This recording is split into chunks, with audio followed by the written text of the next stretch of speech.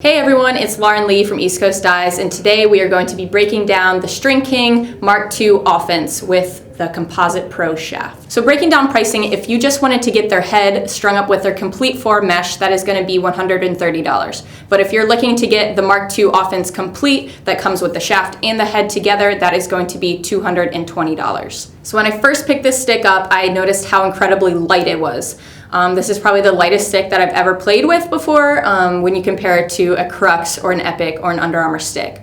They actually have it advertised on the side of their Composite Pro shaft that it is 130 grams. So that's incredibly light, and I think that's extremely beneficial for our game. So going with the head, it is also extremely light, definitely lighter than any of the heads I've been picking up or playing with, but to sacrifice with a lot of the weight comes with a lot of flexibility. I'm not sure if you guys like that or not, but I think that that kind of serves as a disadvantage if you're taking the draw or you're going for big checks. And I think the lightness comes from the amount of holes that Stringking has put in the sides of a lot of their sticks. Not sure if that has any type of benefit for if you're stringing it up, because women's stringing rules are very, very strict. You can't really get too creative with it. We've seen a lot of the mesh nowadays, but even with that, you really can't do much with the stringing. So I found that it is extremely flexible. I can almost bend it with one hand. So with it being so flexible, I think that that could serve as a disadvantage, especially in the summer months when this stick heats up. I could see it becoming even more flexible right now. It's fall here in Maryland, so it is holding up a bit, but you never know what's going to happen if this thing heats up. Another thing we noticed when our head stringer at ECD strung this up, when he was putting in the leathers and the sidewalls, he noticed that there was some pinching going on.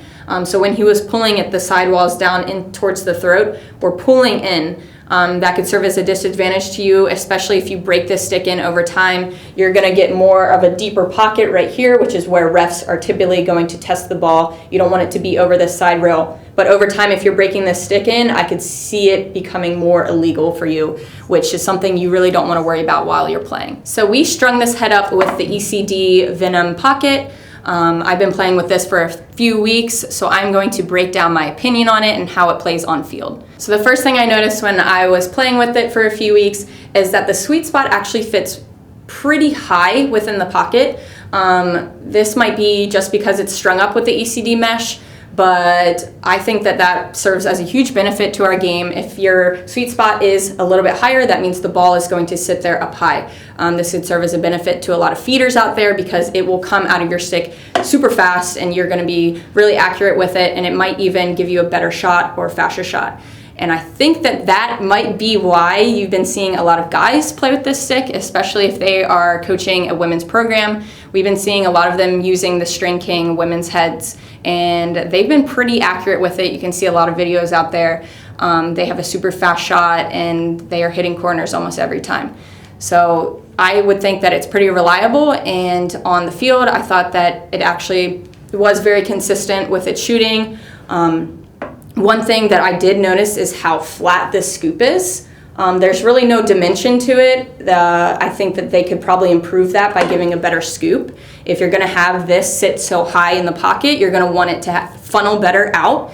So that's just one change that I would make with them. But also that's something that I immediately noticed when I was scooping and passing and shooting. Lastly, Stringking is going to be releasing their defensive version on November 8th. I'm assuming that's probably going to be a sturdier head. It's going to be a little bit heavier, but it's going to be fitting the defensive type of play.